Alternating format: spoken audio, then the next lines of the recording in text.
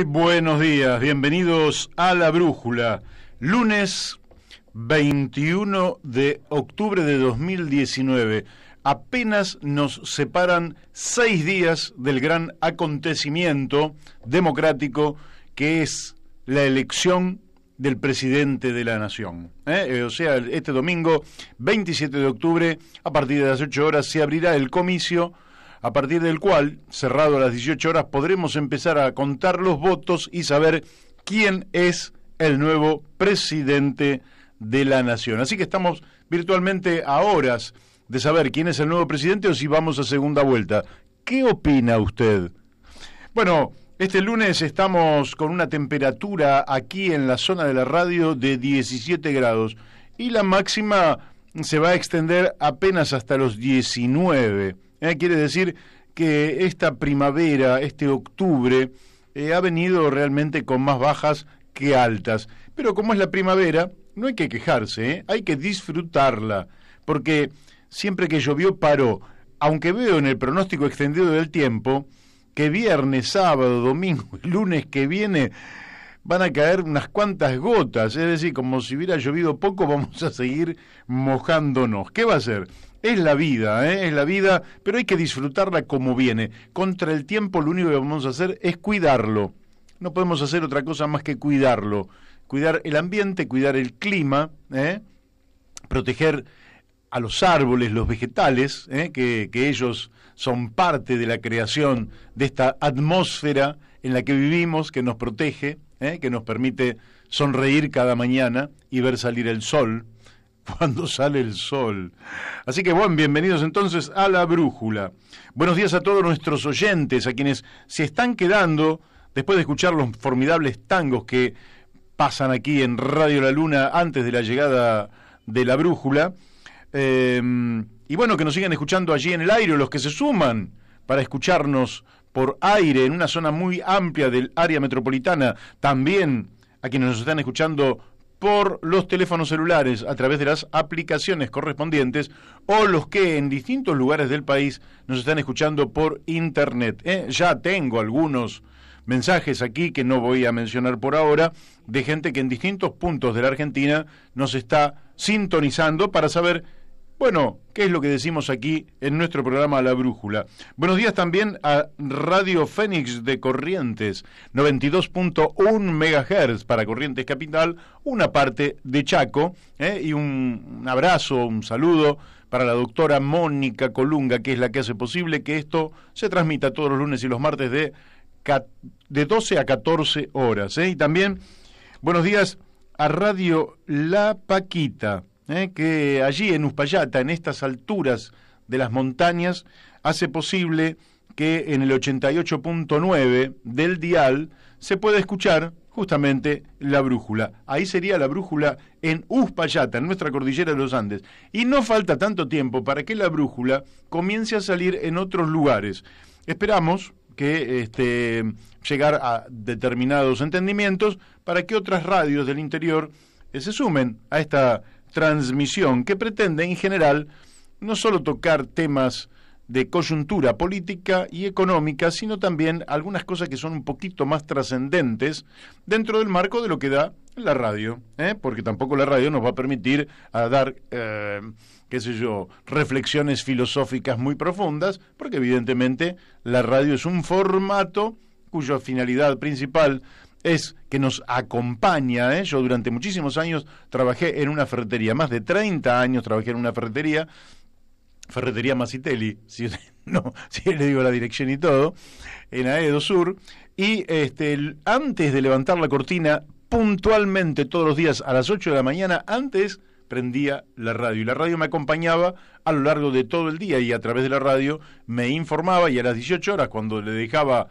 a mi familia o quienes estuvieran a cargo la ferretería y me iba a hacer política, bueno, me iba con un caudal de información que lo había adquirido de escuchar la radio durante el día. Lógicamente que mientras estaba atendiendo a un cliente y bueno, por ahí me perdía cosas, pero siempre la radio es una compañía. Nosotros tratamos de ser una compañía, pero darle una carga de contenido quizás superior al que se le da en otros programas que tienen una audiencia extraordinaria, que son excelentes programas, que se complementan con muchísimas voces y que, bueno, que son altamente competitivos y excelentes programas. Lo nuestro es ir un poquito más al hueso, ir a cuestiones un poquito más profundas, llevar a otro tipo de reflexiones y nos parece que esto está significando un aporte y por eso cada vez nos sigue más gente. Vamos a darle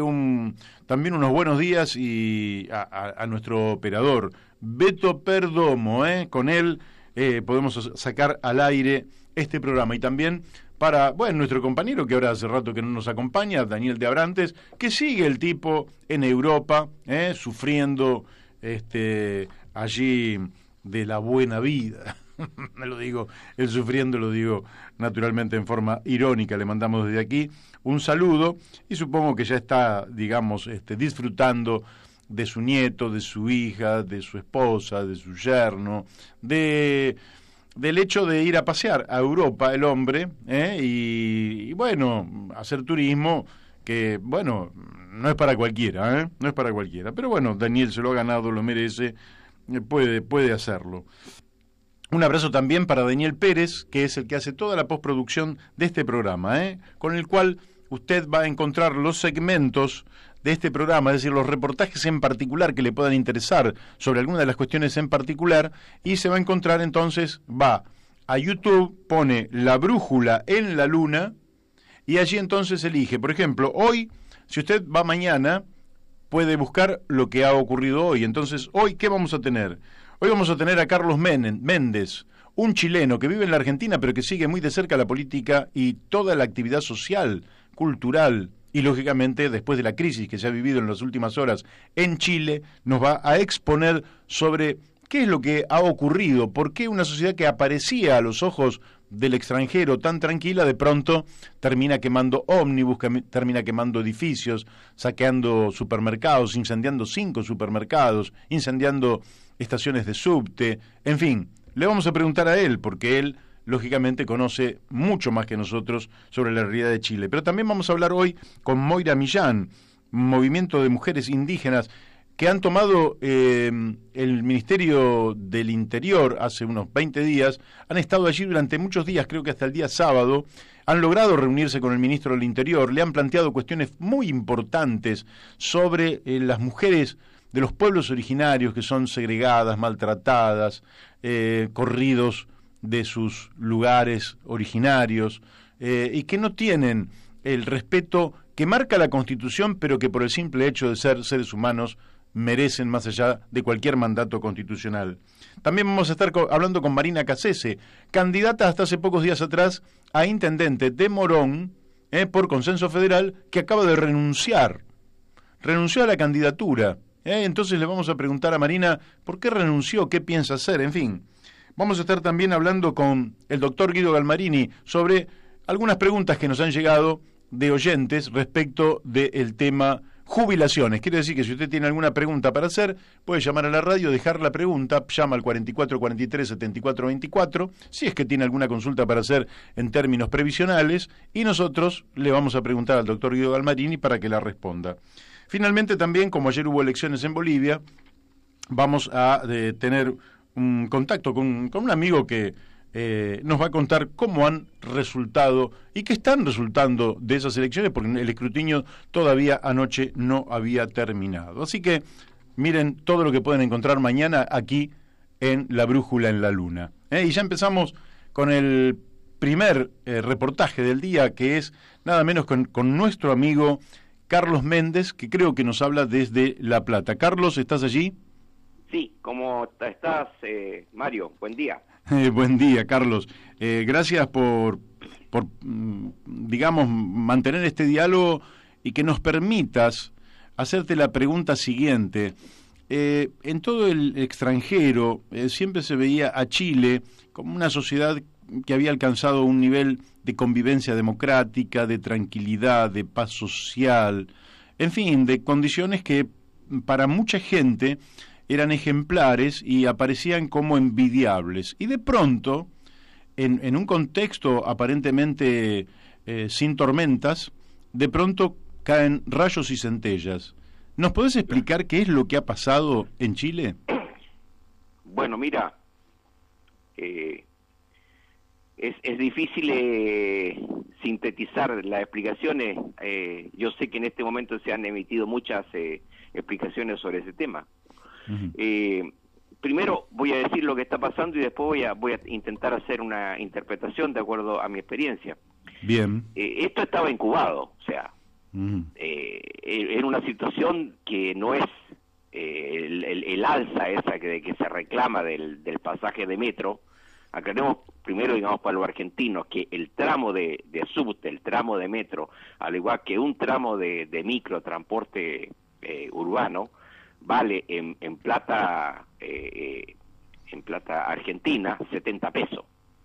Ajá. Eso es lo que se paga normalmente. La suba que digamos, encendió todo este asunto, es mínimo, eran, no sé, por decir aquí, 2 o 3 pesos de los pesos argentinos. Claro. Entonces, digamos, no es algo tan brutal como lo que nosotros hace un par de semanas estábamos viendo que ocurría en Ecuador. Uh-huh. Pero esto, digamos,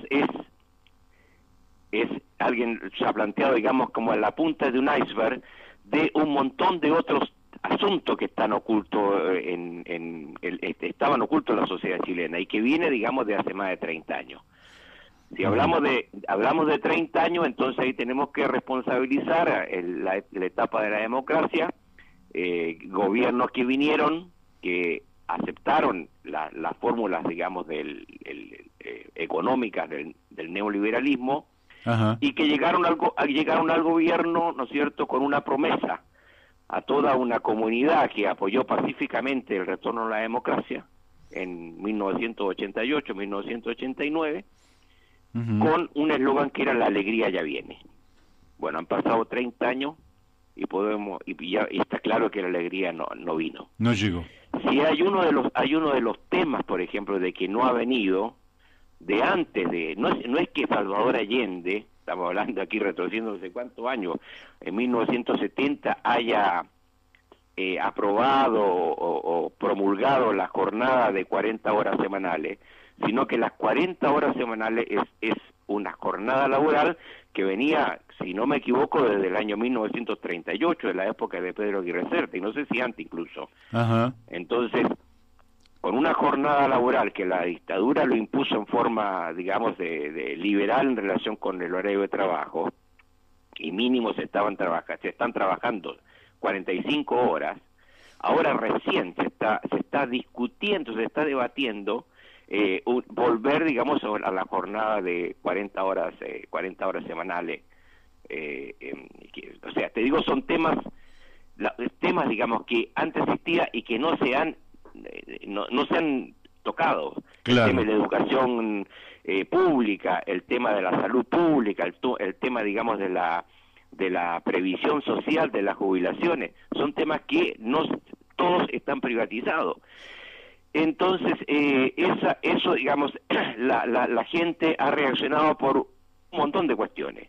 Primero, este asunto, digamos, comenzó en Santiago el día viernes, pero el día sábado se multiplicó a regiones. Entonces unos reclamaban, digamos, por el agua, digamos, que está privatizada y que tuvieron 2 o 3 semanas sin agua en Osorno, otros protestaron por un asunto de la falta de agua de riego en el norte, contaminación en Ventana y Quintero, otras situaciones. Entonces el tema está nacionalizado.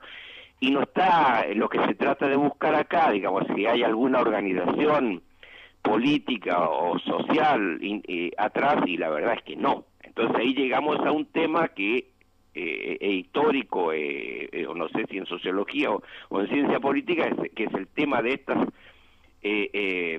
erupciones, ¿no es cierto?, que se hacen en la sociedad, que cada cierto tiempo, y que, bueno, no voy a decir que son cíclicas, pero que lo que sí, la espontaneidad popular se alza en una suerte de levantamiento sin cerrar, ¿no es cierto?, con las consecuencias a lo que esto puede conducir. Claro, ahora es lo que estamos hoy día, en este momento. Te pregunto lo siguiente, la Comisión Económica para América Latina y el Caribe, la famosa CEPAL, ahora no es tan famosa, pero en otra época sí lo fue, dice lo siguiente: el 1% más adinerado de Chile se quedó en 2017, que debe ser más o menos igual, con el 26,5% de la riqueza. O sea, el 1% se quedaría con el 26,5% de la riqueza, dice CEPAL.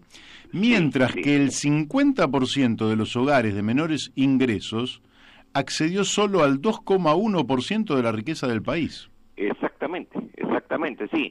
Viste, estas son las cifras, viste, que cuesta digerirlas así, digamos, por el aire.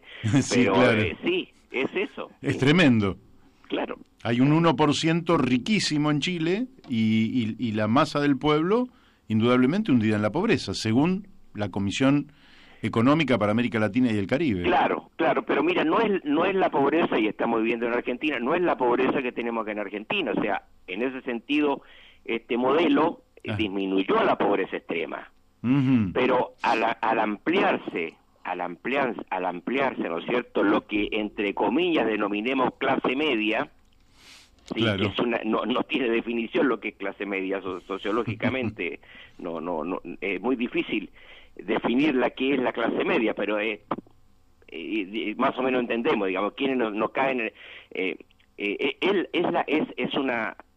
Son capas sociales que se han adquirido una mayor instrucción, una mayor capacidad de trabajo, con mucho trabajo.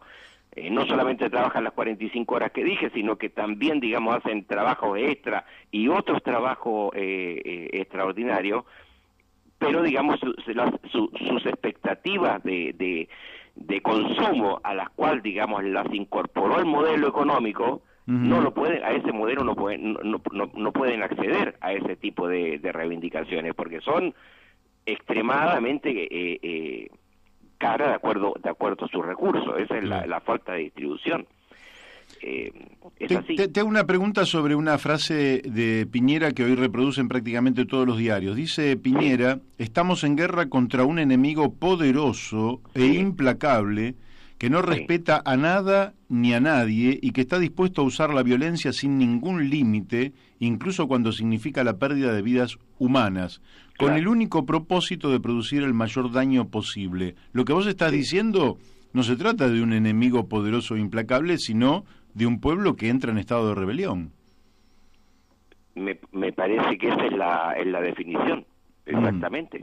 O sea, ahí hay el problema que tiene en este momento el gobierno. En este momento el gobierno están dando una conferencia de prensa, pero sin responder lo que también los chilenos quieren saber. O sea, bueno, esto, ¿qué pasa? ¿Cómo sigue? ¿Qué explicación? O sea, mira, te voy a decir exactamente lo que tú me acabas de consultar.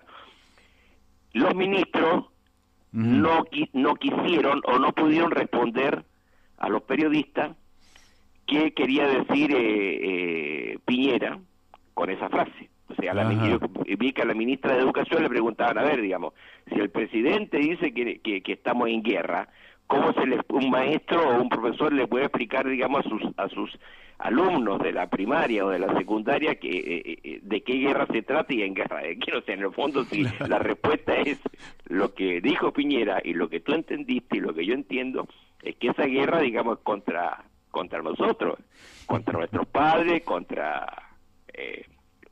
que son los, digamos, que están molestos, digamos, por la situación social, económica e institucional que vive Chile. ¿Y por qué pensás vos que un gobernante que supuestamente que llega a la presidencia por segunda vez, que supuestamente tiene el alma tranquila, no entiende de qué se trata el problema, no lo termina por entender y entonces imagina un enemigo poderoso, digamos?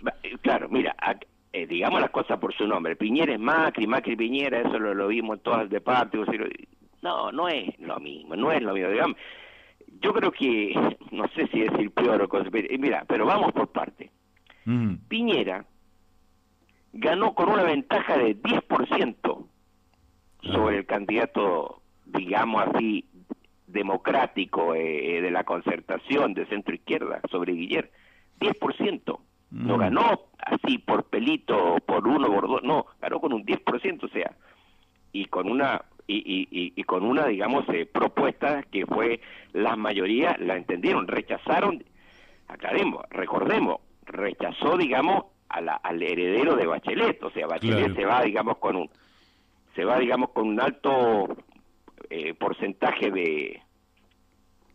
de ¿hola? Sí, te estamos escuchando. Se fue con un alto porcentaje, ¿no es cierto?, de favor popular, pero no fue capaz de transmitir esa ventaja, ¿no es cierto?, en su candidato. O sea, porque, bueno, ¿por qué? Porque muchos de los temas que hoy día se reclaman estuvieron pendientes, estuvieron negociados durante los gobiernos estos de anteriores, digamos, a Piñera. Claro. El tema del metro, el tema del transporte, el tema de la salud, o sea, no voy a repetir, ¿me entiendes? O sea, siguieron latentes. Esos temas estaban latentes. Ahora explotan. ¿Por qué? Porque no hay un interlocutor con quien negociar, no hay posibilidad. Y entonces, ¿por qué digo que esto es peor? Porque acá no hay una clase política, yo acá lo tengo anotado, digamos, no hay una clase política, digamos, de oposición que tenga una respuesta de qué hacer, bueno, ni qué hacer antes, ni mucho menos de qué hacer ahora con la situación que está ocurriendo. Es decir, yo he apuntado acá varias cuestiones que se están dando en estos momentos y parece que se van a continuar los próximos días, que ninguna autoridad, ninguna institución, llámese iglesia, sindicatos, Central Única de Trabajadores, ha emitido algún comunicado coherente en relación, digamos, sobre lo que está sucediendo. Sí, hay 40.000 explicaciones. Claro, sí. Pero, digamos, sobre el qué hacer, nada. Nada, te hago una pregunta. Y ahí agrego los partidos políticos. Los partidos políticos tampoco. Que es dramático eso, sí. Claro, no hay, digamos, una salida, o sea, no hay una propuesta, digamos, vamos por acá, negociemos, no sé, no hay, no.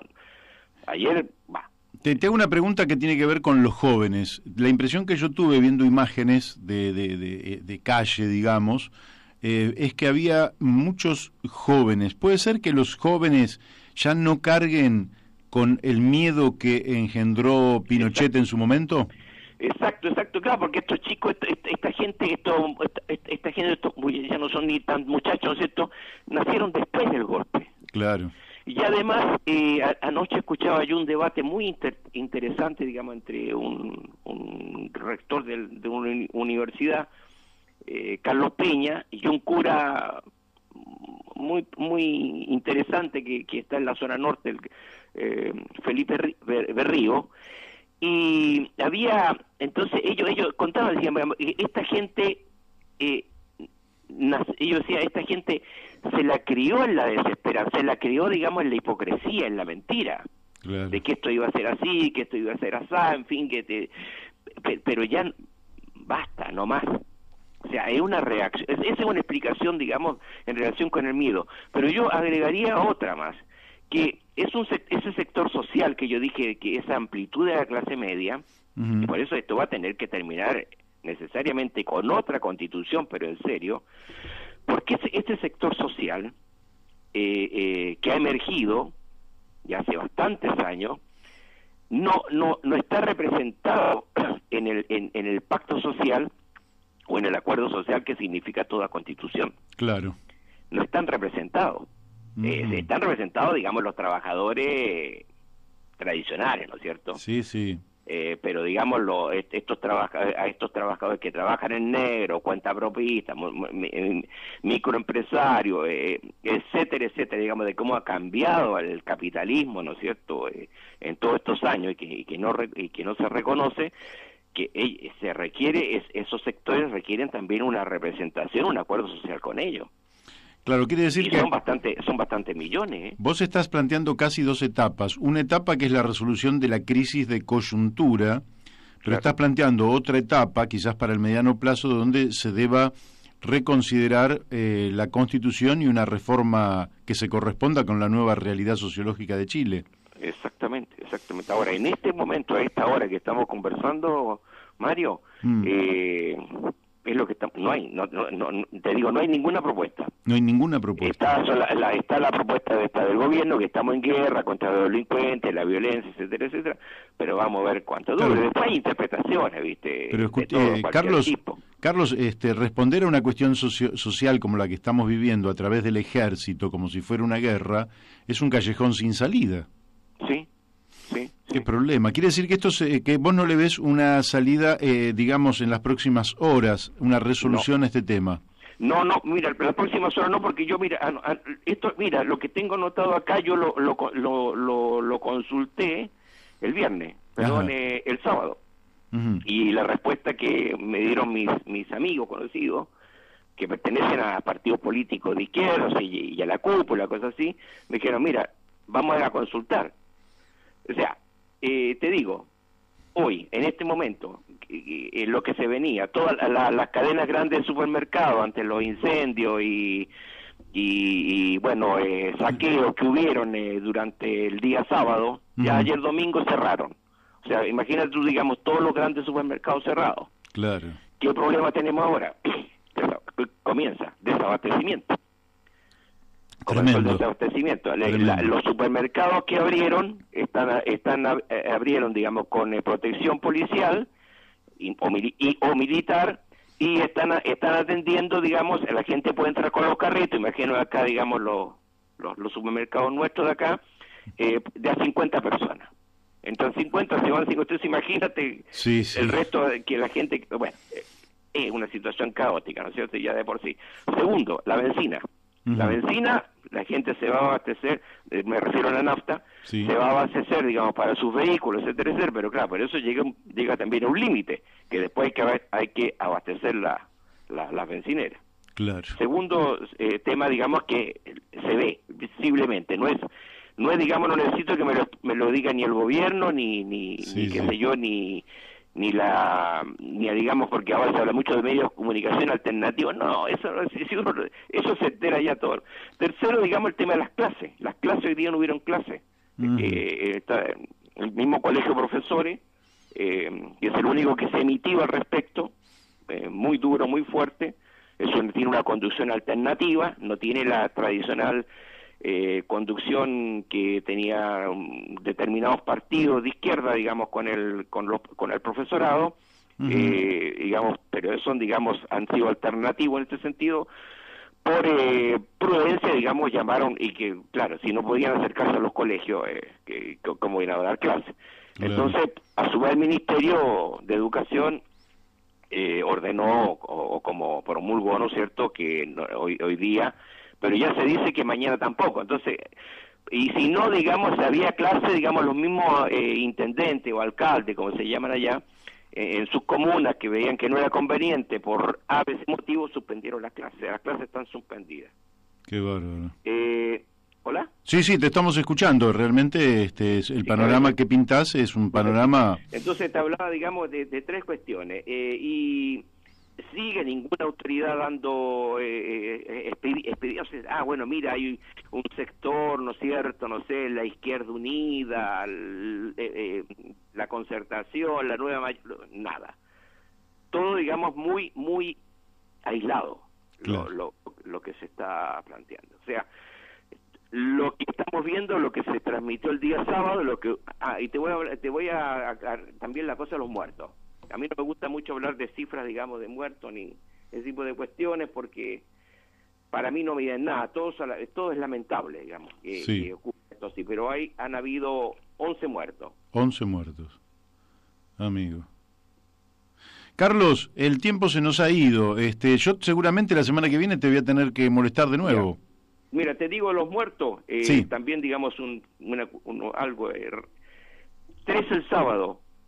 Ajá. 8 el domingo. Amigo, ayer 8. Llama la atención, ¿no es cierto? Llama la atención un día domingo, claro, sí. Claro, o sea, ayer hubo más violencia que el día sábado. Y la mayoría de estos muertos fueron, digamos, por gente arrancando, es decir, por atropello y por incendio de determinados lugares. Claro. ¿Y heridos cuántos hay, sabes? Herido, mira, no tengo la cifra de herido, pero, a ver, vi por ahí algo como 1.500. Ah, amigo. Y las cifras oficiales de detenidos son 870. Eso es de los detenidos, está chequeado, digamos, por el Instituto Nacional de Derechos Humanos y también por Carabineros. 819, tanto por Carabineros como algo que hubo por ahí dentro de los detenidos, una vejación a 9 mujeres. Que las detuvieron, le dijeron que se desnudaran en la comisaría, en fin. Tremendo. Pero digamos, lo grueso es otro, digamos, que es la incertidumbre de qué va a suceder las próximas horas, los próximos días. Bueno, Carlos, por hoy te tengo que despedir porque se me fue el tiempo, pero te agradezco muchísimo. Bien, Mario, gracias por tu audiencia. No, te agradezco a vos la amabilidad que has tenido y seguramente si esto no se resuelve en las próximas horas, la semana que viene volveremos a hablar, Carlos. Bueno, con mucho grado. Bárbaro, te mando un fuerte abrazo. Igualmente para ti, chao. Chau. Bueno, hemos hablado con Carlos Méndez, no hace falta que les diga que él es chileno porque lo notan por su acento. Nos ha transmitido una información de primera línea, y nos ha dado un panorama que, como se ve, es angustiante porque no se observa una salida del mismo en el cortísimo plazo. Bueno, seguimos aquí en La Brújula, bueno, vamos a aprovechar este impas para hablar un poquito del debate de ayer. ¿Qué espera uno del debate? Bueno, en principio uno esperaría que debatan, pero no debaten, exponen. Es decir, se divide por tiempos. Tiene usted 45 segundos, tiene usted 30 segundos, tiene usted 2 minutos, etcétera. Y exponen ante la Cámara para, sin tener prácticamente nadie que les pregunte, ni les repregunte, ni se pueda profundizar. Y entonces exponen. Yo esperaría otras cosas, y ahora les voy a decir qué esperaría yo. Después, en ese marco se genera un clima donde incluso uno como espectador está esperando el momento en que la persona con la que simpatiza o el candidato con el que simpatiza le pegue al candidato con el que antipatiza. Y eso lo ve magnífico. Entonces, los candidatos dicen cosas, pero dicen cosas que no sé si tiene mucho sentido decir. Por ejemplo, Macri dice sobre el tema seguridad: en este tema somos distintos a ellos. Bueno, chocolate por la noticia. Si tenés a Patricia Bullrich en el ministerio, que es una violenta de toda la vida, desde Montoneros para acá, siempre una piba violenta, que le gusta las armas, le gusta esa cosa de tirar tiros. Bueno, evidentemente es un perfil que estás eligiendo. Es un perfil que estás eligiendo. Lógicamente que antes, podríamos decir en sentido simbólico, tiraba tiro de un lado hacia el otro, la tira del otro hacia el que venía. Pero no, lo digo simbólicamente, nadie. Después dicen cosas que a mí me parece que, por ejemplo, Macri dice que en la obra pública hay una matriz de corrupción, se robaban la plata de las obras. Bueno, sí, hay muchos elementos, eso está en la justicia. Hace más o menos unos 12 años, por lo menos, o si querés 14 años, cuando por primera vez lo dijo Roberto Labaña, hace 14 años.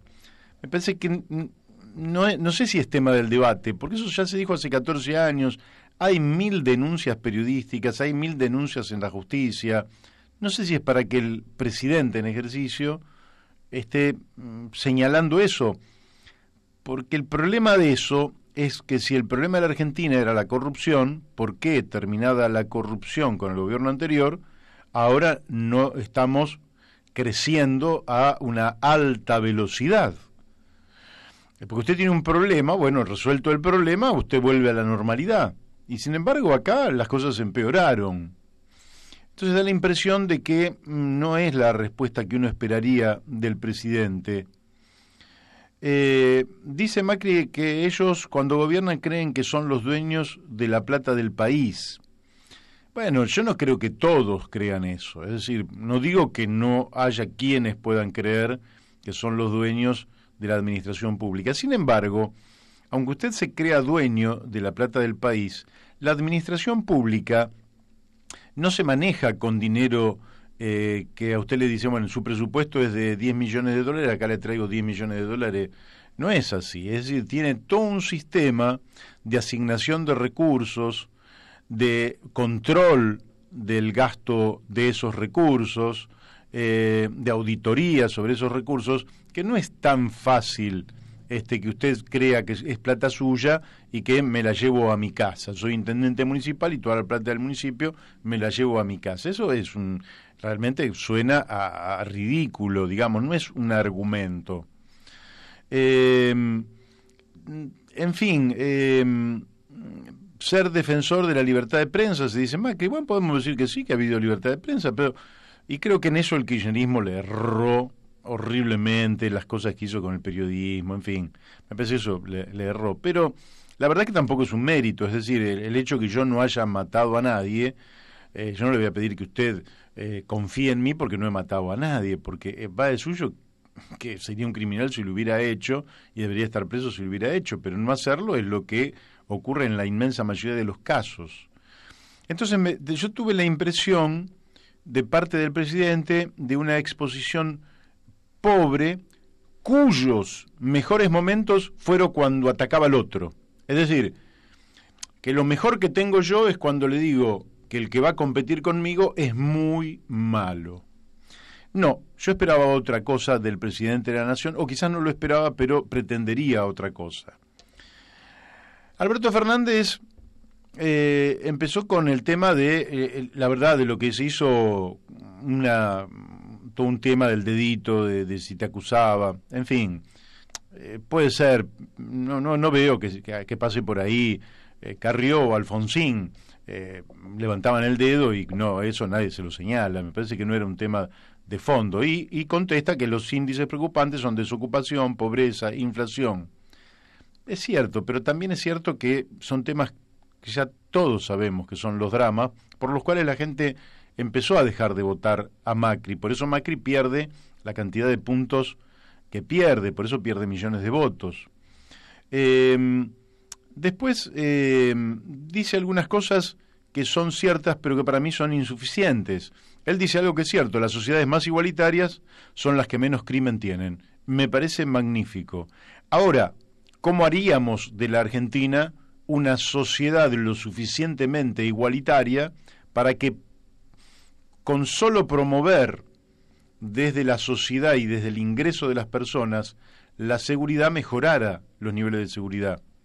Bueno, eso no se ha dicho, pero además los que conocemos el tema sabemos que si esto bien es cierto, esto no quiere decir que no vaya a haber delincuencia en una sociedad porque sea un poco más igualitaria.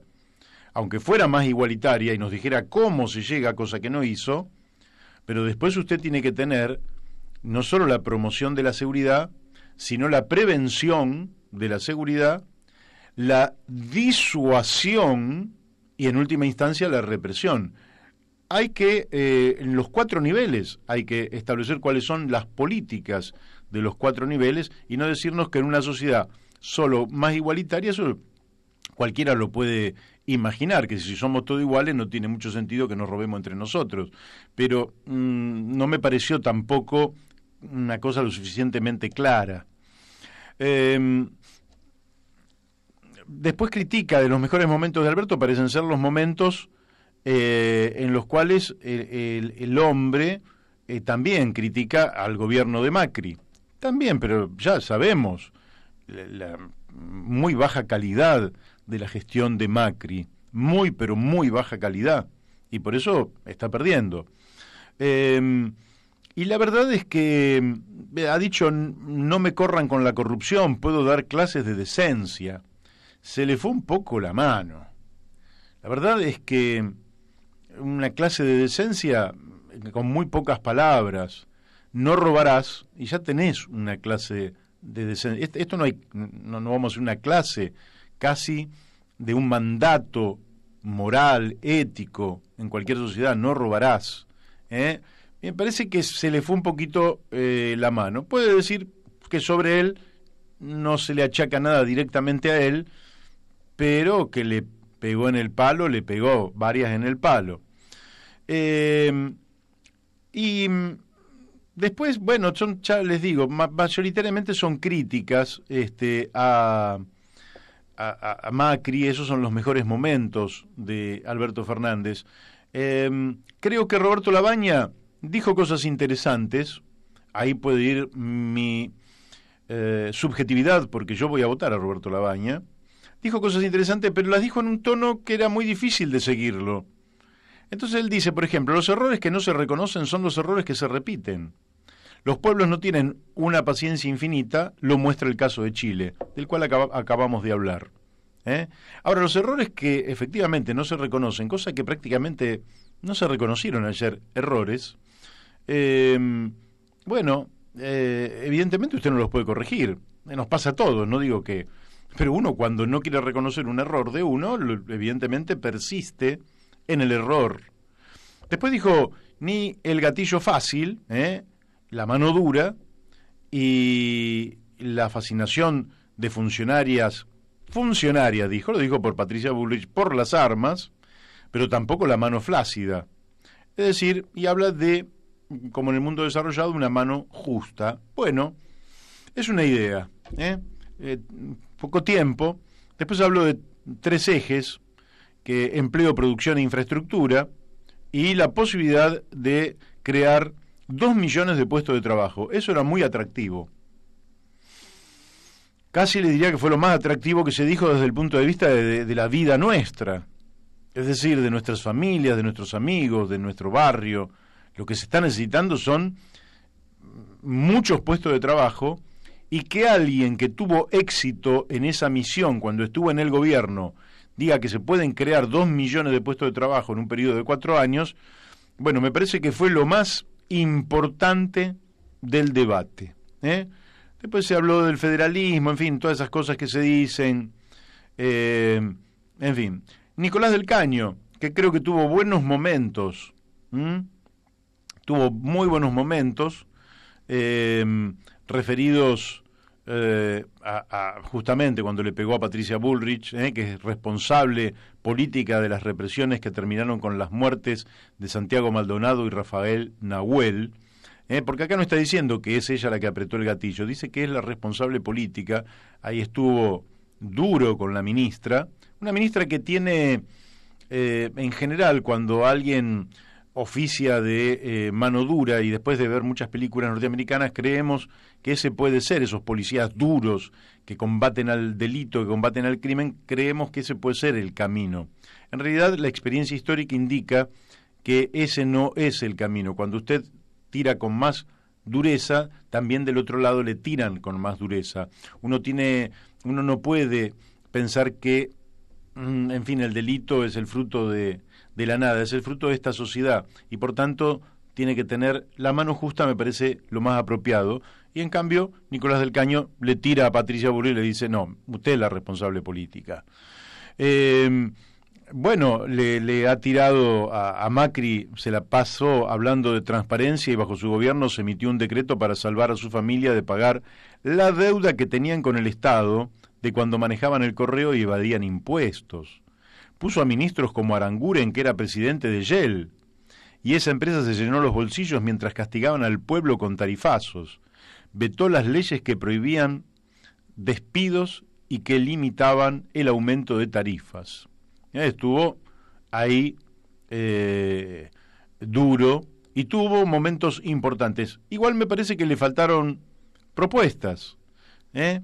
Después estuvo Espert, que hizo show televisivo, Espert, ¿no? Porque dijo cosas que son absolutamente inalcanzables, que él mismo reconoció que eran inalcanzables. Después lo le dijo a Grabois algo así como tené cuidado, una cosa así, le dijo a Grabois, que me pareció realmente fuera de lugar. Un candidato a presidente no puede levantar el dedo a acusar a una persona, tener cuidado, amenazándolo. Lo había hecho la vez pasada con Luis de Lía y no me acuerdo con quién más. Con Moyano, no me acuerdo. En fin, me parece que no es. Lógicamente que él sabe que no va a ser presidente y que por tanto lo que hace es levantar la tensión en un momento donde está un poco aburrida la cosa y ¡ping! Ahí se levantó la tensión. Gómez Centurión, con sus cosas que levantó respecto del programa anterior, el debate anterior, pero Gómez Centurión también, me parece que, bueno, en algunos momentos el tiempo no le alcanzaba y en otros le sobraba en exceso. Me parece que, efectivamente, como dicen ahora, se debió haber coacheado un poquito mejor para por lo menos aprovechar los instantes que él tenía, porque en algún momento le cortaron la palabra, pero en otro momento le sobraban 32 segundos. En fin, no, yo lo que hubiera esperado es otro modelo de debate. No, reivindico el debate, en fin, como método democrático, y me parece que es mucho mejor tenerlo que no tenerlo. Ahora, a mí me gustaría más que un presidente, un candidato a presidente, me diga, desde lo general a lo particular, me diga cómo está viendo el mundo. A mí me interesa muchísimo que el presidente me diga, no que me hable de un país en particular. Entonces, porque Macri, hablando de Nicolás Maduro, parece una polea de transmisión del gobierno de Donald Trump. Y la experiencia de las relaciones carnales con los Estados Unidos ya la hicimos y nos fue muy mal. No solo era indigno, sino que además económicamente era un pésimo negocio. Entonces ese no es el camino. El camino es que nos digan qué es lo que está viendo el presidente a escala global. ¿Qué es lo que está en disputa? ¿Por qué hay una lucha entre Estados Unidos y China? ¿Qué papel juegan Rusia? Voy de lo más lejano a lo más cercano. ¿Qué papel juega Europa? ¿Qué pasa con África? ¿Qué pasa con la parte norte de América Latina, en particular México, Centroamérica? ¿Qué idea tenemos de la región, de lo que fue UNASUR? Que son estratégicamente todo aquello que está, digamos, al sur del Canal de Panamá, que sería América del Sur, es una región de 18 millones de kilómetros cuadrados, con unos 500 millones de habitantes, con reservas energéticas de las mayores del planeta Tierra, con la región de más abundancia de agua del planeta, con la mayor biodiversidad del planeta, que unidos en un proyecto común somos una verdadera potencia y divididos somos fragmentos impotentes para intervenir en el mundo con el protagonismo que la región estaría demandando. Entonces, una visión global a partir de la cual el presidente nos diga cuáles son las tareas más importantes que la Argentina tiene por delante. En orden, básicamente, a cuáles van a ser las líneas de punta a partir de las cuales la Argentina tecnológicamente se va a desarrollar y va a avanzar con su producción para el mercado interno, pero también para el mercado mundial. Cómo la ciencia y el sistema educativo van a estar en consonancia con ese proyecto productivo tecnológico de vanguardia, cómo ese proyecto productivo tecnológico de vanguardia va a impactar sobre el ambiente, si va a impactar, cómo se van a mitigar los impactos, pero a su vez cómo se va a producir una promoción para el buen ambiente para que la producción no deteriore la vida misma en el ecosistema.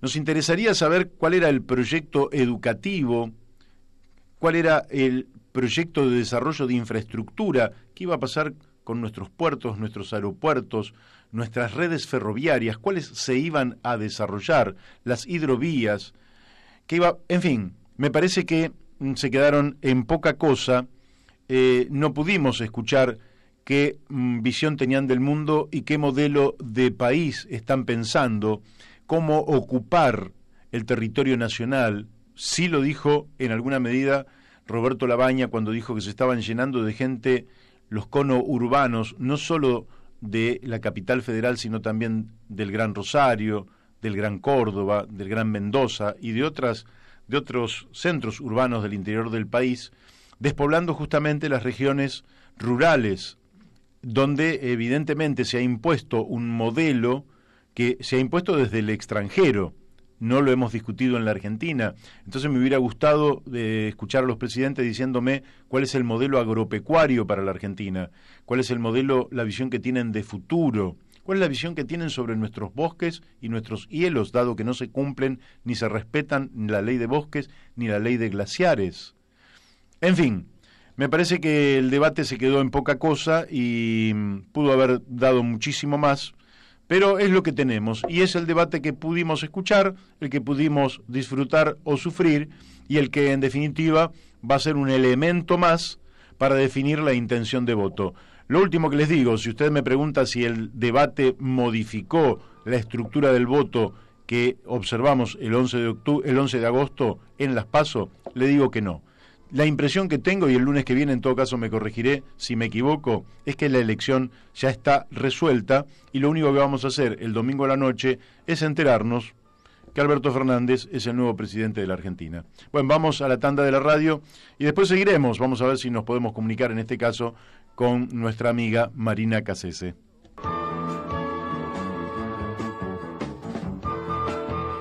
Bueno, seguimos aquí en La Brújula y... Bueno, nos estamos comunicando con nuestro compañero de todos los días, que como les decía al principio, el tipo ahora está en Europa, Daniel de Abrantes.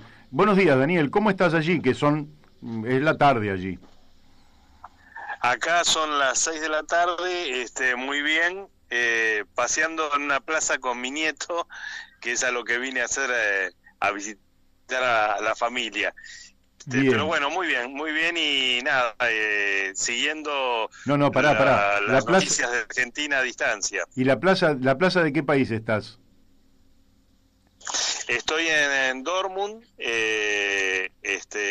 Dortmund es una ciudad alemana de 500.000 habitantes, llena de plazas, llena de juegos para niños, como toda Alemania. Hay un interés muy marcado, ¿no? En generar espacios para que los niños jueguen, y la verdad que es un placer, como abuelo, ir a la plaza con mi nieto. Qué lindo. Bueno, qué bueno que... ¿Cómo ves la situación en general de Europa? Vos estuviste recorriendo... ¿Se nota algún tipo de crisis? Porque está el tema de los chalecos amarillos allá en París, básicamente, y en algunas ciudades de Francia. ¿Vos notás que Europa está en crisis? ¿Cómo la estás viendo? Sí. Nosotros estuvimos 2 semanas en España y la verdad que allí se vivió muy fuerte. Están viviendo una crisis, quizás una de las más importantes, de las últimas décadas, ¿no? Que es la crisis del separatismo catalán y te diría más, la crisis de los partidos políticos en España. Te podría hablar con más claridad de la crisis española por un tema de comunicación. No hablo alemán y aquí me cuesta más entender qué es lo que está pasando, y además este es el centro de la economía europea, o sea que aquí no están en crisis económica, pero en España sí están en crisis política, y es una crisis, te diría yo, profunda, porque no está clara cuál va a ser la salida de esa crisis. Ajá. Y en algunos puntos yo encontré muchas coincidencias con lo que pasa en nuestros países, ¿no? Básicamente que en todo lo que tiene que ver con la crisis sistémica, ¿sí? Es decir, los partidos dentro de este sistema democrático que hemos sabido construir están llegando a un punto de agotamiento en cuanto a su capacidad de representar a la gente, ¿sí? Sí. Hay un agotamiento las ideas, hay una falta de renovación de ideas, de propuestas, muy encerrados. Una buena parte de estos partidos, fundamentalmente los partidos que acceden al gobierno, muy encerrados en mantenerse dentro de este sistema, ¿sí? Y lógicamente que eso obliga a pagar una cantidad digamos, obliga a una política, ¿sí? Que no es la política que la gente quiere. Este es el problema. Claro. ¿No? De hecho es difícil decir. Bueno, ¿cómo? Que aquí incluso está resultando difícil decir quiero vivir como en Europa. Todos saben que en Europa se vive mejor que acá, pero hoy no es no significa un polo atractivo realmente. No, es más, te digo, mi hija que hace 5 años que está aquí, que tiene un hijo alemán, que tiene un esposo alemán, que tiene todos los derechos de un ciudadano alemán viviendo en el primer mundo, está deseosa de volver a la Argentina. Claro que volver a la Argentina significa renunciar a muchas ventajas económicas, ¿no? Claro. Y es meterse en una crisis que es la que nosotros estamos viviendo. Pero por otro lado, esta es una sociedad que te da pero también te quita, ¿no? Como todo en la vida es un balance. Es una sociedad en algunos aspectos apagada, ¿sí? Y bueno, también hay cuestiones culturales y de clima que hacen que para los latinos nos cueste mucho la adaptación en estos climas fríos y demás, ¿sí? Bueno, Daniel, pero volviendo al tema de España, que a mí me impactó mucho, porque la realidad es que hay ahí también una fractura en la sociedad muy importante y no se vislumbra cuál va a ser la solución, ¿no?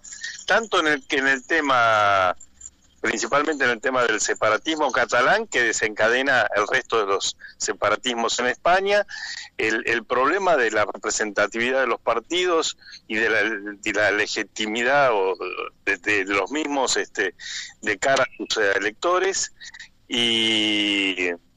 y bueno, y este tema del desplazamiento del discurso en los medios por discursos muy elementales, muy vacíos de contenidos o con contenidos muy simplificados, ¿sí? Decíamos un poco, ¿no?, que nos llamaba la atención, ¿no?, que el discurso de una niña de 16 años ocupa los titulares del mundo, cuando deberían ser los grandes estadistas los que discutan esos temas. Claro. ¿No? Ahí está mostrando un vacío muy importante. Sí, es probable que los estadistas, es decir, los políticos que llegan muy vinculados al poder económico. ¿Es igual que acá o tienen mayor independencia del poder económico que la que tienen en la Argentina? No, yo te diría que es igual que acá, es igual que en la Argentina, o en algunos casos más, ¿no? O sea, la presencia del poder económico, por lo menos, por ejemplo, en España, los bancos son amos y señores, esto está fuera de discusión, ¿no? Y bueno, y la política también está vinculada al dinero, en tanto y cuanto es muy difícil emerger sin dinero, ¿no? Bueno, la experiencia de Podemos es una experiencia interesante, con sus más y sus menos, ¿sí? Pero es interesante. La experiencia de Jean-Luc Mélenchon en Francia también, son cosas que hay que seguir, pero bueno, habrá que ver qué pasa. El mundo está convulsionado. Bueno, estamos viendo lo que pasó este fin de semana en México, ¿no? Con esta terrible matanza de los narcos que se apoderaron de una ciudad y el gobierno teniendo que retroceder en la captura de 2 cabecillas, ¿no? Sí. Con todas las consecuencias que eso trajo, de pedido de renuncia del presidente por parte del oportunismo de la oposición, ¿no? Pero bueno, un mundo que está buscando soluciones que no aparecen. Bueno, Daniel, te vamos a librar por hoy. Esperemos que nos pueda llamar el lunes que viene. Sí, sí, ahora bueno, ya el lunes que viene va a ser el último lunes que estoy acá. Sí, con mucho gusto les preparo un informe. Yo hace 2 días que estoy en Alemania, voy a ver si a través de la familia me entero un poco más de las cosas que están pasando aquí y les puedo hacer algún comentario que les resulte interesante sobre este país, que es un país muy interesante, ¿no? Es decir, hay cosas del estado de bienestar que a nosotros cuando llegamos nos impactan, desde las cosas más sencillas, como te decía yo como abuelo, las plazas, ¿no? Claro. Y los juegos para los niños, en toda Alemania. Y hay una plaza cada 2 cuadras y hay una inversión del Estado muy importante y hay una presencia del Estado muy importante. Yo le preguntaba a mi hija, ¿dónde están los pobres? Que no los veo. Bueno, papá, los pobres no son como en la Argentina, porque todos tienen su techo, todos tienen acceso a... o sea, el tema acá se juega de una manera... el tema de la igualdad o el acceso a las cosas de una manera distinta, ¿no? Claro. Bueno, traete fotos también, Y con una urgencia distinta a la que tenemos nosotros. Manda algunas fotos que las podés mandar y bueno, y la seguimos el lunes que viene. Te mando cariños allí para la familia, para el nietito, para tu bueno, hija. Acá seguimos con mucha atención. Me imagino que hoy habrán estado, digamos, editorializando sobre el debate, ¿no? Y acá lo seguimos con mucha atención en horarios de la madrugada, pero bueno, parece que todo sigue el rumbo más o menos que se estableció en agosto, ¿no? Sí, sin demasiados cambios. Sí, calculá que más o menos se va a repetir la elección, eso es lo que dijimos ya aquí en el programa, se va a repetir con sus más y sus menos la elección del 11 de agosto, seguramente, dije yo, el domingo a la noche estaremos observando que ya es presidente Alberto Fernández y después el lunes esperaremos a que dé los primeros anuncios. Al tiempo que hemos hablado del debate, también hemos referido en un reportaje que hicimos con Carlos Méndez sobre la crisis chilena, que efectivamente ha tenido un altísimo impacto, como la semana anterior había tenido la crisis en Ecuador, mostrando que nadie es dueño de la verdad en este mundo moderno. Sí, yo sobre el debate te hago un par de comentarios que por ahí les resulten interesantes a algunos de nuestros oyentes. En principio me pareció que desde lo discursivo lo de La Baña fue sólido y fue bueno y buscó el lugar de un estadista. Me pareció que el perfil de Fernández estuvo bien. Lo de Macri me parece ya que no tiene explicación de las cosas que están pasando, pero la sensación general es que fue pobre para lo que necesita la Argentina. No hubo una voz potente en ninguno de esos debates. No hubo una voz potente que se plantara con claridad. Esa es mi sensación. Sí, bueno, más o menos creo que es la sensación que debe tener todo el mundo. Yo ya hice el comentario, por tanto después lo vas a poder escuchar a través de el canal de YouTube La Brújula en la Luna. Lo vas a poder escuchar en la semana y ahí vas a saber qué es lo que hemos dicho sobre el debate presidencial. Bueno, no les repito los temas. Les mando un saludo a todos y nos estamos viendo pronto. El lunes que viene charlamos con más tiempo. Dale, bueno, un fuerte abrazo y besos por allí. Chau. Gracias. Bueno, hemos hablado con Daniel de Abrantes desde Alemania. Yo les había dicho que estaba por allá. Y bueno, ha sido un gusto para nosotros, sobre todo porque escuchar a alguien que está en el lugar nos permite también... no hacernos falsas ideas ni cosas por el estilo. Creo que tenemos un llamado. Guido. Bueno, vamos a estar hablando con el doctor Guido Galmarini. Guido, ¿estás allí? Hola, Guido. Hola, Mario, ¿cómo estás? Bueno, Ya anunciamos que a vos te íbamos, al doctor Guido Galmarini, le vamos a hacer alguna consulta que nos ha llegado de los oyentes. Entonces, bueno, te paso a preguntar, Guido, ¿puede ser? Sí. Directamente. Sí, no hay problema. Bueno, es alguien que está haciendo los trámites jubilatorios y pregunta: ¿un reconocimiento de servicios ante el Instituto de Previsión Social, cuánto puede demorar? Y dice además que presenté la certificación de la municipalidad, que tardó 6 meses en hacer esa certificación, a fines de abril. Entonces, ¿qué más puedo hacer?, dice nuestro oyente. Bueno, te comento un poquito, Mario. La cuestión del IPS es una cuestión compleja, porque ya hace rato que se viene anunciando que iban a digitalizar todas las cuestiones que tienen que ver con la burocracia dentro del IPS, pero como sucede comúnmente, este tipo de digitalización llevó a que se cierren o que muchas delegaciones del interior de la provincia estén cerradas del IPS, y la cuestión digital, en principio estaban diciendo que iban a tardar entre 90 días y 120 días después de la presentación de la certificación de servicios que salgan las jubilaciones, ¿no? Ajá. Pero en la realidad, en la práctica, todos sabemos que eso no se cumple. Pero bueno, María Eugenia Vidal ya el año pasado había dicho que iban a tardar en esos tiempos, pero no se está cumpliendo eso. Por lo tanto, no tenemos un plazo exacto en el cual le podemos responder a la gente. En principio, tendríamos que contar con ese tiempo para que le salga en el IPS, ¿no? Lo que más se tarda comúnmente es en las municipalidades, igual la certificación de servicios, que por lo pronto ya lo hizo, que eso es importante, pero dentro del IPS uno mucho no puede ya hacer una presentación. O sea que todo lo que tendría que hacer es, una vez que presentó el certificado de la municipalidad, es esperar. Y esperar a ver qué surge y ir consultando vía la página web del IPS, ir consultando a ver cómo sigue el trámite, ¿no? Cómo prosigue. El IPS es el Instituto de Previsión Social.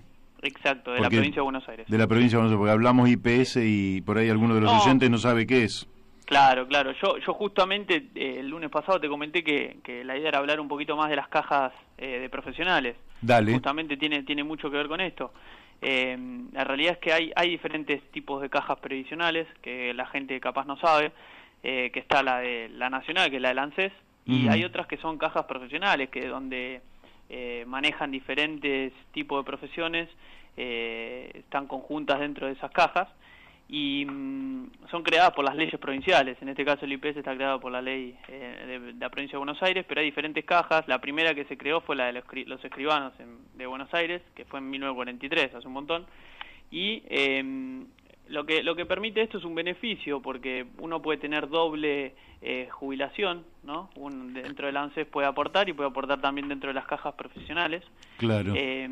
Y por eso hay algunas jubilaciones que son mixtas, donde uno puede tener en la provincia de Buenos Aires jubilación un poco del IPS y un poco del ANSES, ¿no? Entonces es un beneficio. Pero lo que está pasando es que empieza a haber se empiezan a quebrar este tipo de cajas profesionales porque no se pueden financiar o porque hay más pasivos de los activos.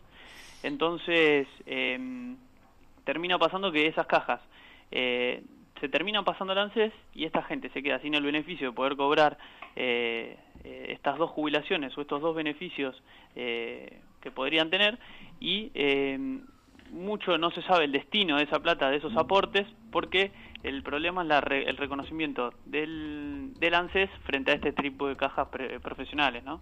Claro. El caso más conocido creo que es el de Córdoba, que creo que todas las cajas profesionales están separadas del ANSES, entonces mucho aporte dentro del ANSES no se hace, pero en la provincia de Buenos Aires la mayoría de las cajas están cerrando y pasándose al ANSES. Esto genera que mucha gente tenga presente recursos de amparo para que le reconozcan realmente lo que le corresponde, ¿no? Es un tema muy complicado.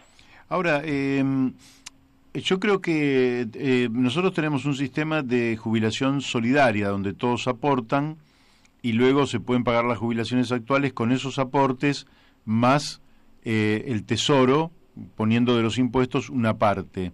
Exacto. Sí. Ahora, hay gente que efectivamente, vos decís, tiene capacidad para realizar ese aporte, que naturalmente debe ser obligatorio, pero además no quiere gastar toda la plata que le ingresa y quiere ir a un fondo de inversión o algo por el estilo, ¿existen esas posibilidades para gente de clase media, comerciantes, profesionales?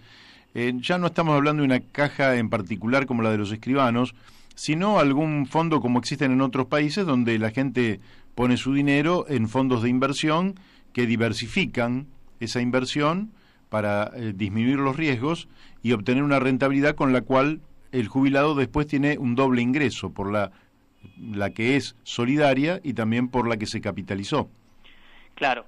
El problema es que comúnmente lo que pasa es la sustentabilidad económica, ¿no? Uno como en este país, por ejemplo, justo ayer estaba viendo una nota donde el país, nuestro país figura como de 34 países que se hizo el índice mundial de pensiones, que es un índice donde lo realiza una consultora sobre el sistema previsional. Nuestro país, la sustentabilidad está como, nuestro país está en el puesto último, ¿no? De esos 34 países, abajo de Brasil, abajo de Colombia, abajo de México, abajo de Perú, abajo de países que encima tuvieron cajas previsionales después que nosotros, ¿no? Entonces, el tema es la sustentabilidad económica de este tipo de cajas y que la gente la realidad es que no tiene confianza frente al ANSES, ¿no? Entonces, lo que termina pasando es que mucha gente termina invirtiendo. No existe una cuestión pública para inversión, paralela a los aportes, sino terminan en inversiones privadas, ¿no? Claro. Y también es un problema a la hora de sustentabilidad económica, que ya tendríamos que hablar con alguien que sepa un poco más de economía, ¿no? Pero todos sabemos que es muy difícil, más en esta época de crisis, que la gente pueda aportar y al mismo tiempo realizar algo para en su futuro sentirse seguro con este tipo de ahorros, ¿no? Claro. Ahora, sobre el fondo de garantías, sí. ¿No sentís que los gobiernos, yo creo que desde hace más o menos 60 años, los gobiernos siempre echan de una u otra manera mano a los fondos jubilatorios? ¿No sentís que debería existir algún formato de intangibilidad de manera tal que esos fondos fueran administrados sin estar vinculados al Tesoro Nacional? Porque vos fíjate que el Tesoro en general dice, bueno, tengo que sacar plata. ¿De dónde saco plata? Saco del ANSES, por ejemplo, y le doy un bono. Entonces el ANSES tiene un bono y entrega la plata. Claro, pero después ese bono paga Dios. Sí, es verdad eso. Hay algunos países que tienen un fondo de garantía de sustentabilidad que sí funciona. Acá se creó en el 2007, pero no... La realidad es que era para resolver el tema de las AFJP, no era una cuestión de garantía de sustentabilidad. Habría que tomar ejemplo de otros países, esperar a ver qué pasa, ¿no? el domingo que viene, sí. y preparar realmente un sistema jubilatorio o de pensiones, un sistema previsional que realmente sea sustentable y que esté acompañado de esta estabilidad económica, ¿no? Para que todos los jubilados y pensionados el día de mañana se sientan seguros y realmente sientan que se le van a dar lo que le corresponde, ¿no? Que es la idea de las cajas de jubilaciones y los aportes, ¿no?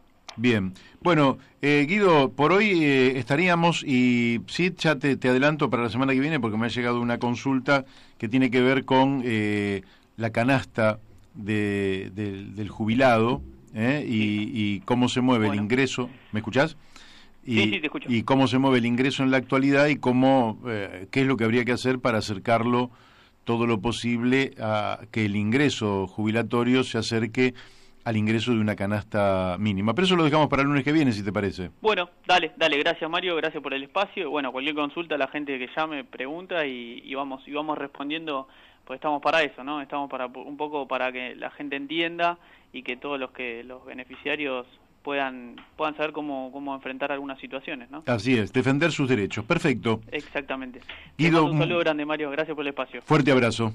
Bueno, hemos hablado con el doctor Guido Galmarini. Cualquier consulta que usted quiera hacerle, puede hacerlo aquí en la radio o algunos que me conocen y que me mandan al WhatsApp, al 62 97 9905, pero pueden llamar a la radio y hacer las preguntas. Seguimos aquí en La Brújula. En estos momentos estamos en contacto con Daniel Pérez, que nos va a contar un poco qué es lo que está ocurriendo con el escrutinio en nuestra hermana República de Bolivia, dado que ayer hubo elecciones. Da la impresión que todavía no se ha completado. Bueno, Daniel, buenos días, contanos cómo está la situación. Buen día, Mario, buen día a toda la audiencia. La situación en Bolivia es, en números concretos es la siguiente. El resultado de la elección de ayer, parcial, son los resultados preliminares y parciales. Gana Evo Morales, la coalición del MAS y PSP, con un 45,28% de los votos. Ajá. En segundo lugar está el Frente Ciudadanos con Mesa como candidato, con el 38,16%. Y bueno, después hablamos del tercero y el cuarto, porque es un fenómeno que merece un análisis aparte. ¿Quiere decir que hay balotaje? Claro, con los resultados parciales hasta el momento, iría balotaje el 15 de diciembre. ¿Sí? Lo cual se complicaría un poco por la situación de que Evo no alcanza el 50%, y tanto el que queda tercero como el cuarto suman un 13% de los votos aproximadamente, que si los logra captar Mesa, alcanzaría el 51%, con lo cual ganaría el balotaje. Pero sabemos todos que la transmisión de los votos de los que no entran al balotaje no siempre es al 100% ni automática. Aunque claro, hay un fenómeno digno de analizar aparte, porque es el tercer lugar, en contra de todas las encuestas que se venían haciendo, que lo ponían a Ortiz del Frente de Bolivia, dice no, y en realidad se lo terminó quedando un candidato que es el Bolsonaro boliviano, que es un coreano, nacido en Corea, pastor evangélico presbiteriano, ultraconservador, de hecho tiene denuncia discriminación y racismo. Ya adelantó que va a conversar con Mesa si opone la actitud de apoyar los movimientos de género y de transgénero, lo cual es bastante preocupante. Es un fenómeno que se está dando mucho en Latinoamérica, y en el caso de Bolivia puede ser incluso definitorio para esta elección. Estos movimientos que son confesionales más que políticos y encabezados por personajes que son un símbolo de la cruzada cristiana o Daniel, no te escuchamos muy bien. Lo concreto es que el Tribunal Superior Electoral, ¿me escuchás bien? Ahí te escucho, dale. Y con esto cerramos. Lo concreto es que el Tribunal Superior Electoral suspendió el recuento de votos de actas verificadas cuando llegó al 83,76%, ayer a las 8 de la noche, o minutos antes de las 8. Con lo que quedarían un 15% de votos que todavía no están contabilizados, y dado que son votos del interior profundo de Bolivia, ¿se escucha bien? Te escucho, sí. Bien.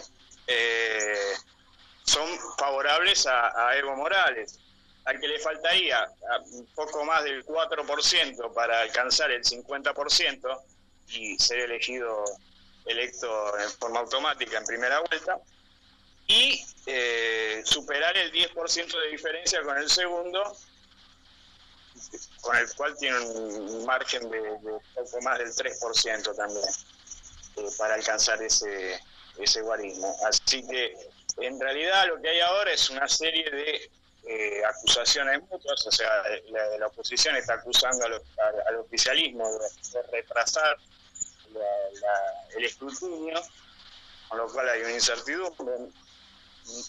Ellos dicen que van a segunda vuelta y que el tribunal no está terminando el recuento de votos, y el oficialismo obviamente dice que cómo van a estar especulando con una segunda vuelta cuando todavía no está terminada la elección, no está terminado el recuento de votos.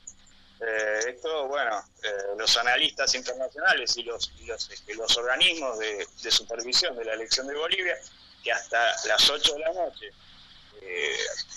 confirmaban que la elección era transparente, que no había ningún inconveniente, ya la OEA está reclamando una rápida continuación del conteo de votos, e incluso el Departamento de Estado, a través de un secretario de Estado adjunto de Estados Unidos, también se hace eco de ese reclamo y está pidiendo que el Tribunal Superior Electoral termine con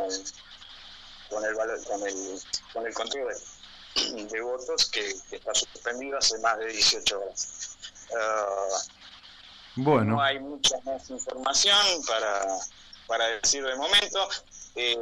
La elección la ganó Evo, con los resultados parciales no le alcanza para ganar en primera vuelta, iría en balotaje.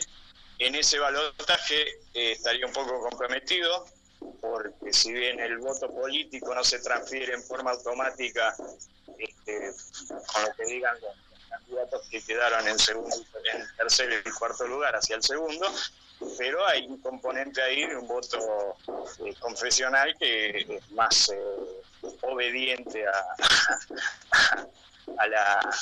las indicaciones del candidato que votaron. Bueno, Daniel, te agradezco muchísimo y la seguiremos en todo caso en otro momento, a ver qué es lo que pasa, ¿eh? Bueno, nos quedamos con esta incertidumbre. Sí, supongo que para el programa de mañana ya esto tomará otro tinte, estará más clara la votación y el conteo de votos seguirá avanzando o no, porque la Constitución establece que hasta el lunes que viene tiene tiempo para emitir el conteo de votos final. Bueno, yo espero... extraño, ¿no? que lo sigan relegando unos días más. Sí, pero yo espero que lo resuelvan a la brevedad para eludir cualquier tipo de sospecha sobre la transparencia del resultado electoral. Obviamente no le hace nada bien a la democracia esta demora, y esperemos que se resuelva lo antes posible. Bárbaro. Bueno, Daniel, muchísimas gracias. Nada, hasta luego y un abrazo a todos. Gracias. Bueno, hemos hablado con Daniel Pérez, que nos ha puesto al tanto de la situación allí en Bolivia, donde efectivamente, la verdad que no sé por qué se habrá detenido la transmisión del recuento de votos o el propio recuento de votos. La verdad que no puedo opinar, pero sí puedo decir que cuando se producen esos apagones en el conteo de votos, siempre hay lugar para la sospecha, y como estamos tan quemados en América Latina, es lógico que todos pongan el grito en el cielo. Entonces esperemos que el Tribunal de Bolivia resuelva esto lo más rápido posible, que sea con la presencia de todos los interesados, para que la fiscalización impida cualquier movimiento que no sea legítimo, y que el resultado electoral que surja, vaya a balotaje o se resuelva en primera vuelta, lo conozcamos en el día de hoy, y eso me parece que aportaría muchísima tranquilidad a todos, a los bolivianos y a toda nuestra región, una región que, como todos vemos, está convulsionada, Pueden ser gobiernos de derecha que dicen tener todo claro, o gobiernos de izquierda que pueden decir lo mismo, y la cosa no está del todo resuelta, porque vemos estos cimbronazos económicos, sociales, institucionales, en fin, pero hay que acostumbrarse a convivir con ellos, como quienes viven allí en la zona de la cordillera y siempre tienen algún movimiento sísmico. Bueno, nosotros en América Latina también tenemos que acostumbrarnos a vivir con estos movimientos sísmicos, pensando que siempre lo que hay que lograr es que detrás de cada movimiento preservemos las vidas humanas y preservemos la mayor cantidad de bienes posibles, porque detrás de cada noche siempre sale el sol y lo que nosotros tenemos como misión histórica es preservar la vida y la dignidad humana por sobre todas las cosas. Así que, bueno, no hemos tenido toda la diosa fortuna que se corresponde con los entrevistados del día de hoy, pero hemos sacado algunos entrevistados y hemos tenido ya algunas visiones desde el extranjero y desde lo que fue el debate presidencial. Yo creo que lo que estamos viviendo en la Argentina es como una suerte de crónica de una agonía que cuyo resultado final más o menos todos prevén. Nadie conoce el futuro y todo puede pasar, pero cuando el conjunto de los encuestadores coinciden en una diferencia que oscila entre el 13 y el 22% aproximadamente, es difícil que todos se equivoquen. A veces se puede equivocar alguno. Para el 11 de agosto se equivocaron todos en la diferencia, pero no en quién iba a ganar esa primaria. Luego, ahora esa diferencia se amplía y esta elección es más sencilla de medir que la anterior, porque se hace sobre un universo al que se le pregunta a usted por quién votó y quién va a votar. Entonces el nivel de error debería ser menor. Pero de todas formas esperemos los resultados, no sea cosa que el domingo nos levantemos con otro humor y terminemos dando una sorpresa. Y lo que parecía imposible termina siendo posible. Pero si es imposible, podríamos hablar de 2 o 3 sorpresas posibles. No es que yo espere ningún tipo de sorpresas, pero no cerremos la ilusión a quienes tienen todavía la ilusión de que puede existir alguna sorpresa. Si el tiempo me da, y creo que me da, les voy a leer esta nota. Es una nota que hice la semana pasada y que no volví a releer, pero de la cual me voy a autocensurar. Nadie me censuró porque nadie conoce esta nota, solo yo la conozco. ¿Y en qué me voy a autocensurar?, dirá usted.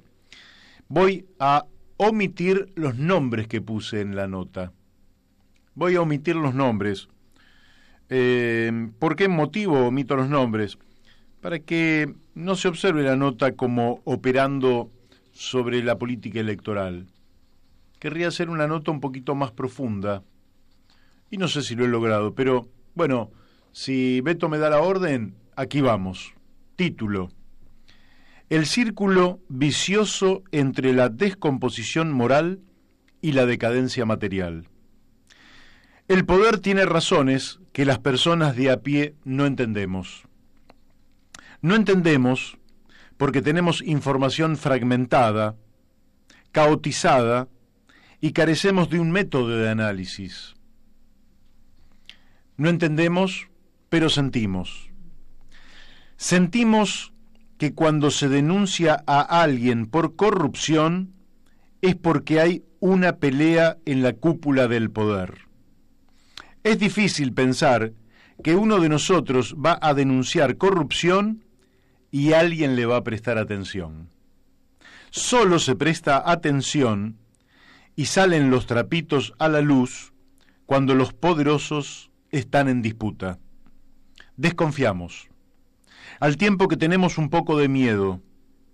Cuando arriba se pelean es porque el futuro no viene bien. No sabemos, pero intuimos que en la pelea habrá víctimas. Podrán ser asesinatos, suicidios, cárcel o degradación ante la opinión pública. Sabemos que no hay pelea sin víctimas.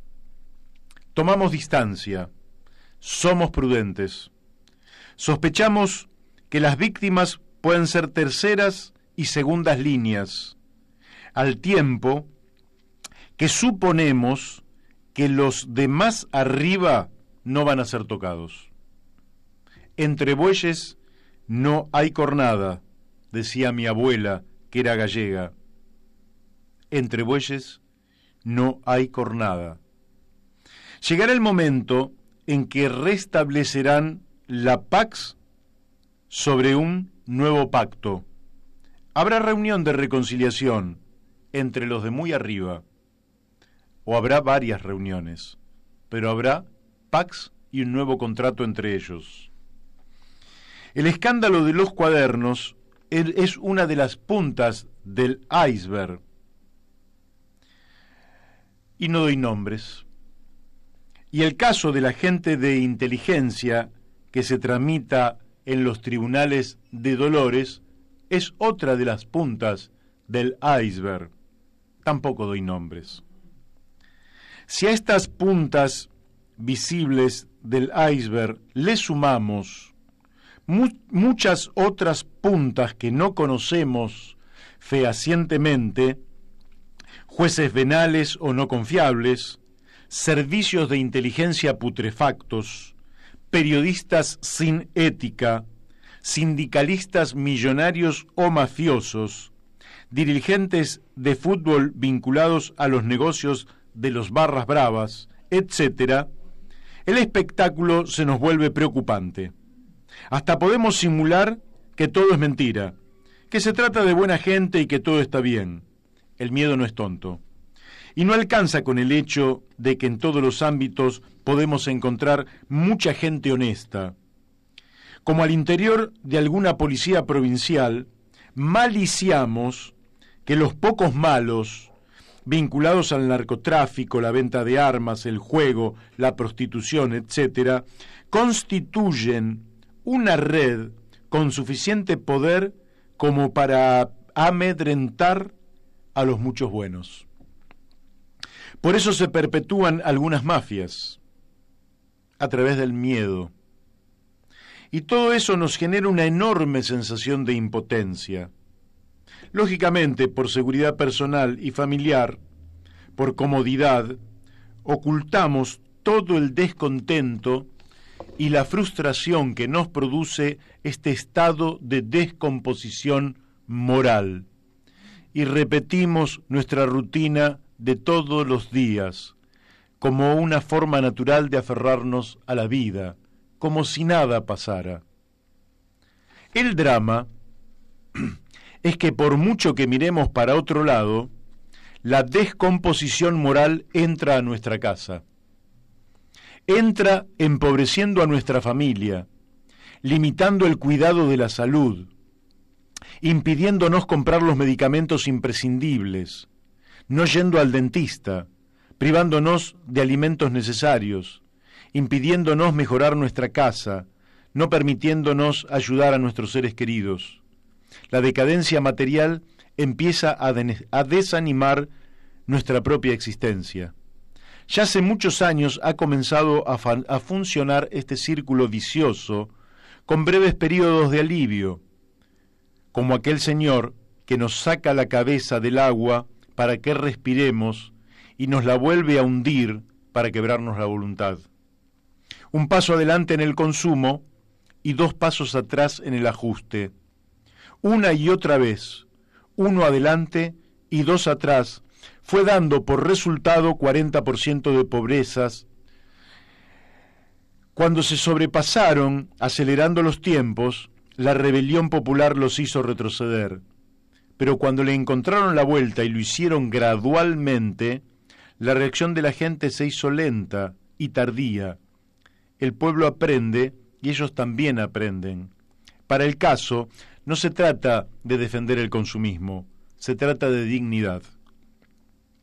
No de exacerbar el consumo para gloria del capitalismo local, sino de garantizar el consumo de dignidad para el 100% de los habitantes, para que no se siga saqueando al pueblo para el enriquecimiento de unos pocos. Estoy hablando de lo que le pasa a ese 1% más rico de la Argentina y de lo que nos pasa a nosotros, la inmensa mayoría de los argentinos de a pie. Pero toda esa riqueza que se fue y que hace que tengamos el 40% de nuestro pueblo hundido en la pobreza, 1 de cada 2 chicos pobres, y otro 40% más alto que son las capas medias que también están en una situación de ajuste, se preguntan, ¿a dónde va todo lo que nos falta? ¿Dónde se concentra? ¿En los bancos? ¿En las prestadoras de servicios públicos? ¿En los grupos concentrados? ¿En las multinacionales? ¿En los familiares y amigos del presidente? Vale. ¿Por qué nos falta lo que antes, cuando la productividad y la tecnología eran más débiles, llegamos a tener? ¿Será la corrupción? ¿Será un sistema? ¿Será el atraco propio de un capitalismo periférico, colonial y de saqueo? Preguntas por todo lo que nos falta y está en otro lugar, pero en algún lugar está. En lo político queremos elegir a nuestros gobernantes, a nadie se le ocurre una dictadura. Pero ¿qué pasa con los que elegimos?